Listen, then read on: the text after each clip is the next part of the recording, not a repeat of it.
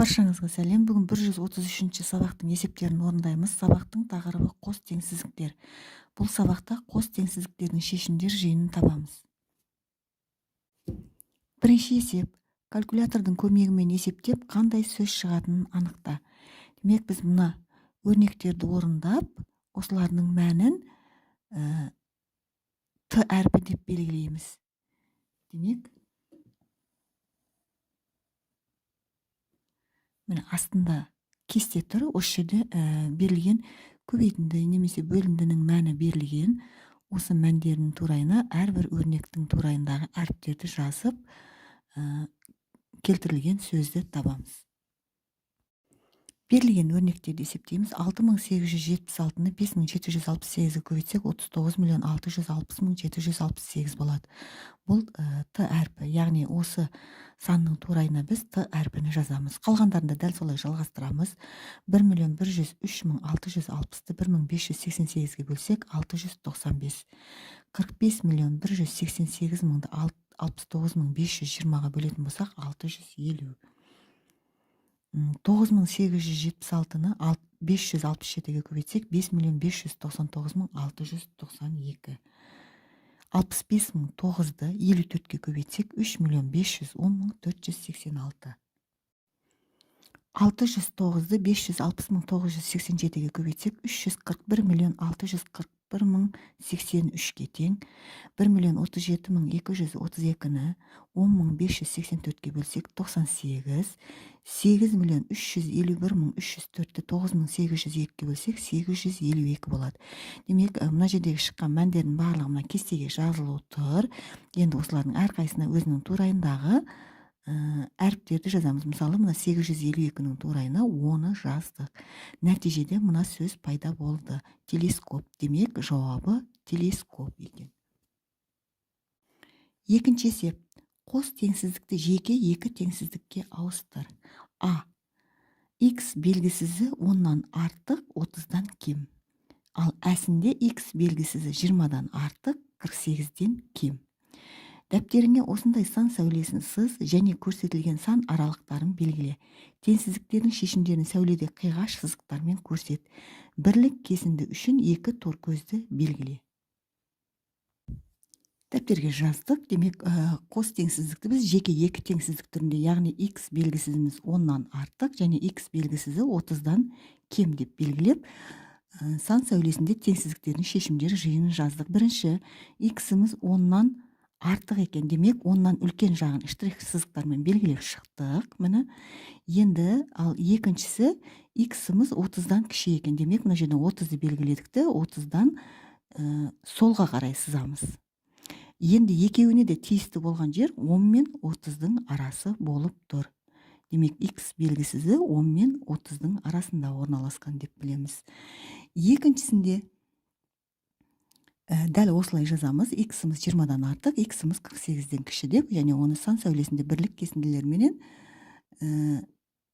жазып алып, одан кейін қиғаш сызықтармен, яғни штрихтармен белгілеп шықтық. Бірінші 20-дан артық болса 10-ға қарай штрихтармен сызамыз, шексіздікке кетеді.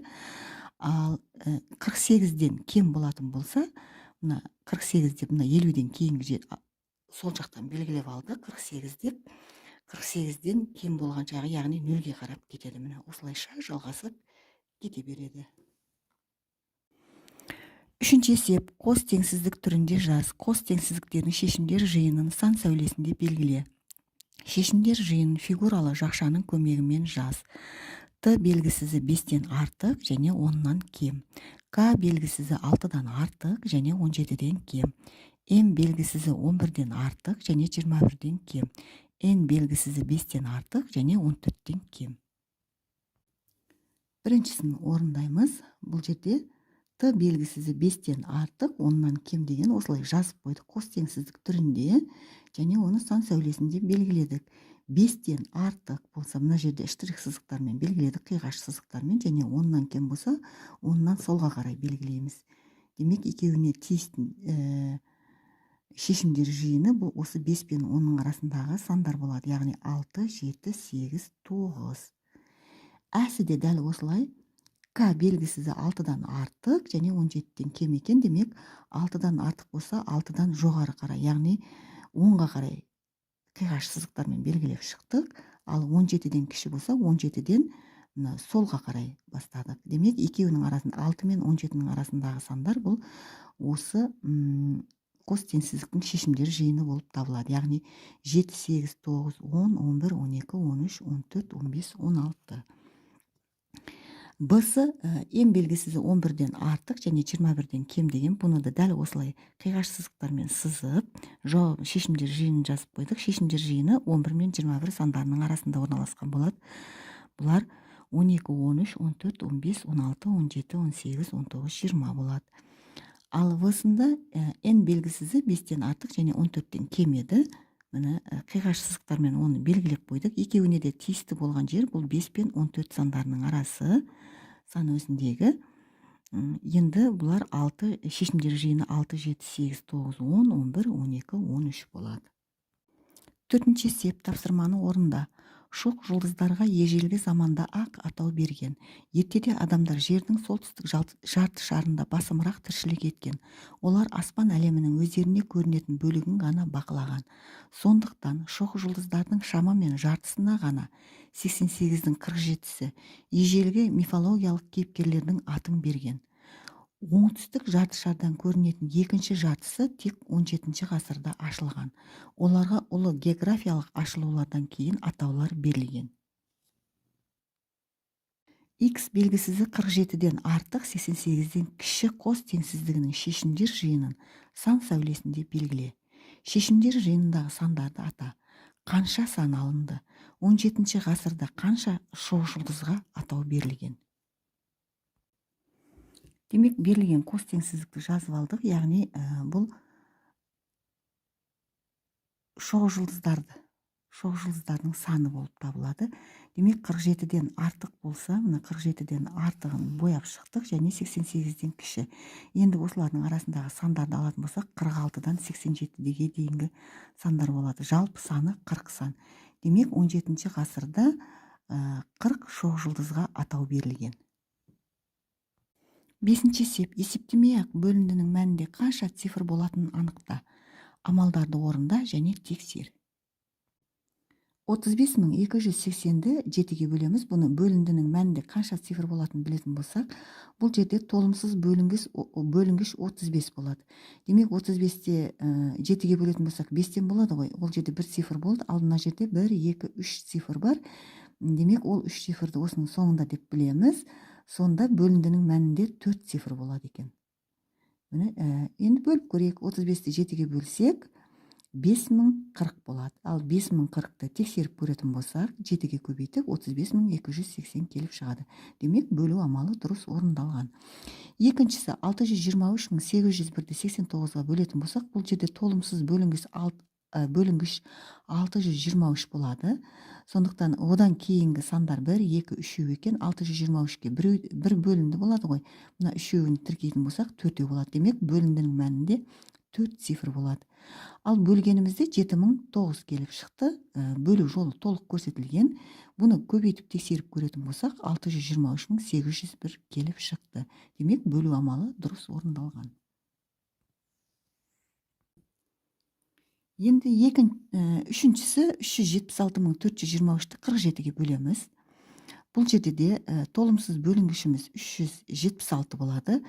376-ны 47-ге бөлетін болсақ, 8009, яғни 376-тан кейін мына жерде 3 цифр қалды. Демек, бөліндіде де бірінші бастапқы саннан кейін 3 цифр болады. Демек, бөліндінің мәнінде 4 цифр бар. Ендеше 8009-ды 47-ге көбейтіп тексеріп көреміз. Көбейтсек 376.423 келіп шықты. Демек, бөлу амалы дұрыс орындалған. Одан кейінгісі 450.340-ды 506-ға бөлетін болсақ, бұл жерде толымсыз бөлінгіш 4503 болады. Ал бұдан кейін 2 цифр тұр. Демек, мынаған біреу болса, мына екеуі мен үшеу болады. Бөліндінің мәнінде 3 цифр болады. Бұл 890 болды. Енді 890-ды 506-ға көбейтіп тексеріп көрсек, 450.340 келіп шықты. Демек, бөлу амалы дұрыс орындалған. 6-А есеп. Сызбаны дәптеріңе сыз және оны толықтыр. Есеп бойынша теңдеу құр. Профессор үйінен шығып расатханаға бет алды. Ол 90 метр минут жылдамдықпен 8 минут жүрді. Расатханаға бірнеше метр қалғанда ол әріптесін кездестірді. Егер үйінен расатханаға дейінгі ара қашықтық 1000 метр болса, профессор әріптесін расатханадан қанша метр қашықтықта кездестірген? Міне демек сызба тұр. Сызбаны толықтыру үшін біз мынау үйі болса, профессордың мынау расатхана. Жылдамдығы 90 метр минут. Мына жерге 90 жазамыз. 8 минут жүрген, мына жерге 8 жазамыз. Үйінен расатханаға дейін ара қашықтық, жалпы қашықтық, мына жерге жазамыз 1000 метр деп. Профессор әріптесін расатханадан қанша метр қашықтықта кездескен дейді. Демек бізге мынау белгісіз және мынау белгісіз болып тұр. Есептің сызбасын дәптерге жазып алдық та берілгендерін жаздық. Бұл жерде біз жүрілген жолды табу үшін жылдамдықты уақытқа көбейтуіміз керек. Ендеше теңдеу түземіз. Жылдамдықтың орнына 90 қоямыз. 90 көбейту т-ның орнына 8 қоямыз. Қосу x тең 1000 метр дейміз. Енді бұл жерде 98-ге көбейтетін болсақ 720 болады. Оған x деп тең 1000 деп жазып аламыз да, x-ті табу үшін 1000-нан 720-ны азайтамыз. X-іміз 280-ге тең болады. Енді орнына қойып тексеріп көрсек, 1000 келіп шығады. Демек жауабы профессор әріптесін расатханадан 280 метр қашықтықта кездестірген. 6-шы есеп. Осыған ұқсас есеп құрастырып көр. Сұлтан үйден шығып, мектепке бет алды. Ол 60 метр минут жылдамдықпен 5 минут жүрді. Мектепке бірнеше метр қалғанда ол ағасын кездестірді. Егер үйден мектепке дейінгі ара қашықтық 600 метр болса, Сұлтан ағасын мектептен қанша метр қашықтықта кездестірген? Есептің берілгенін жазып аламыз, сызбасын сызамыз. Мына жерде үй деп белгілесек, мынаны мектеп деп белгілейміз. Демек Сұлтан 60 метр минутына 60 метр жылдамдықпен жүріп келіп жатыр, 5 минут жол жүрді. Жолда ол ағасын кездестірді. Жалпы мектепке шейін 600 метр екен. Енді теңдеу түземіз. Міне ол жүрген жолы, яғни 5 минут жүрді 60 метр жылдамдықпенен. Және қалған жол қанша екен? Белгісіз, оны x дейміз. Неше метр қашықтықта кездестіргені бұл? Жалпы жолдың ұзындығы 600 метр. Енді 60-ты 5-ке көбейтсек 300 болады. Оған x қосамыз, тең 600 деп x табамыз. X табатын болсақ 600-ден 300-ді азайтамыз. X-іміз 300 болады. Демек жауабы Сұлтан ағасын мектептен 300 метр қашықтықта кездестірген. 7-ші есеп. Теңдеулерді шеш. 52 көбейту 30 азайту y тең 800 қосу 319. Бірінші мына көбейтуді орындап аламыз. 52-ні 30-ға көбейтсек 1560 болады. Азайту y-де өзін жазып, теңдеудің оң жағын есептейміз. 800-ге 319 қосамыз, бұл 1119 болады. Енді y-ді табу үшін 1560-тан 1119-ды азайтамыз. Бұл y-іміз 441-ге тең болады. Орнына қойып тексеріп көретін болсақ, 52-ні 30-ға көбейтсек 1560, одан 441-ді азайтатын болсақ 1119. Ал 800-ді 319-ға қоссақ та 1119. 1119 1119-ға тең. Екінші теңдеуіміз x азайту 1357 мен 23-дің бөліндісін азайтқанға бұл тең болады екен 103695-ге. Теңдеудегі мына бөлу амалын бірінші орындап аламыз. Бұны бөлсек 59 болады. Демек жазамыз x азайту 59 тең 103695 деп. Қарапайым теңдеу түріне келді. Енді x-ті табу үшін 103695-ге 59 қосамыз. X-іміз 103754-ге тең. Орнына қойып тексеріп көреміз. 1357-ні 23-ге бөлетін болсақ 59, ал 103754-тен 59 азайтатын болсақ 103695-ге тең. 103695 103695-ге тең болады. 8-ші есеп. Есепті Эйлер дөңгелегінің көмегімен шығар. Ауладағы 29 ұлдың тек екеуі ғана спортпен айналыспайды. Ал қалғандары футбол немесе теннис үйірмелеріне, кейбірі екеуіне де қатысады. Футболмен 17 ұл, ал тенниспен 19 ұл айналысады. Неше футболшы теннис ойнайды, неше теннисші футбол ойнайды? Демек эйлер дөңгөлөгүн сызып аламыз. Биринчи жасыл дөңгөлөгүбүз бул футбол менен шогулданатындар, ал кызыл шеңберибиз бул тенниспен шогулданатындар. Енді барлығы 29 ұлы екен. Футболшы 17, теннисші 19 болыптыр, екеуі айналысатындардың саны. Енді бұл жерде біз неше бала спортпен айналысатынын біліп алуымыз керек. Бұл жерде не деген? 29-дың екеуі спортпен айналыспайды деген, демек жалпы 27, яғни 29-дан 2-ні азайтсақ 27-сі спортпен айналысады екен. Енді футбол мен 17, тенниспен 19 ұлы қатысады деген, бұлар 36 болды, екеуін қоссақ. Енді 36-тан 27-ні азайтамыз, яғни жалпы барлығы осынша еді ғой. 27-сі спортпен айналысады, демек 9 қалды. Демек 9 ұл бала футболмен де тенниспен де айналысады. Оны мынаның ортасына жазып қойдық. Бұл екеуіне де тиісті болады. Енді осы жерден келтіріп шығарамыз. Міне 9 болса, енді футболмен 17 айналысар еді, 17-тен 9 азайтатын болсақ 8 жазамыз. Демек мына екеуін қоссақ 17 болады. Ал тенниспен айналысатындар 19 еді, 19-дан мына 9 азайтамыз, 10 болады. Мына екеуін қоссақ 19 болады.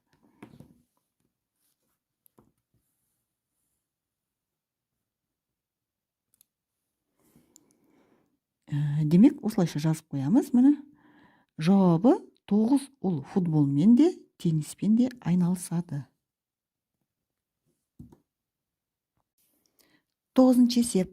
Қос теңсіздіктердің шешімдері жиынын сан сәулесіне белгілеп көрсет. Бұл жерде x белгісізі 526-тан артық, 562-ден кем. Екіншісінде x белгісізі 450-ден артық, 452-ден кем. Қос теңсіздікті жазып, оны сан сәулесінде белгілейміз. Демек, біз 526-дан артығын белгілеуіміз керек. X-іміз 526-тан артық. Демек, 10-ға қарай қиғаш сызықтармен белгілеп шықтық. Осылай жалғасып кете береді. Ал енді 562-ден кем болу керек. Ол 562 болса, 560 пенен 570-тің ортасында мына жерде болады. Демек, мына жерде әрбір тор көзді 2 бірлік деп санап алдық. Сонда 5 бірлік болды. Мына жерде 10 бірлік болады. 5 тор көз 10 бірлік болады. Енді 562-ден кем болса, ол солға қарай қиғаш сызықтармен белгілеп шықтық. Енді екеуіне де тиісті жері мына 526 мен 562-нің арасы болды. Демек, бұның сан сәулесінде белгілеп көрсеттік. Шешімдер жиыны 527, 528 осылай жалғасып кетеді. Яғни 526 мен 562-нің арасындағы сандар болады. Яғни 561. 527-тен 561-ге барлығы арасындағы сандардың бәрін есептейміз. Екіншісінде дәл осылай жазамыз. 450-ден артық болса, міне 450-ден артық деп жоғары қарай, 10-ға қарай қиғаш сызықтармен сыздық. Ал 452-ден кем болса, 452-ден солға қарай қиғаш сызықтармен сыздық. Демек, бұл жерде бұның шешімдер жиыны біреу ғана болып тұр. Яғни 450 мен 452-нің арасында 451. Шешімдер жиыны 451 болып табылады. Осымен бүгінгі 133-ші сабақтың барлық есептері орындалды. Каналға тіркеліп лайк басуды ұмытпаңыздар. Сау болыңыздар.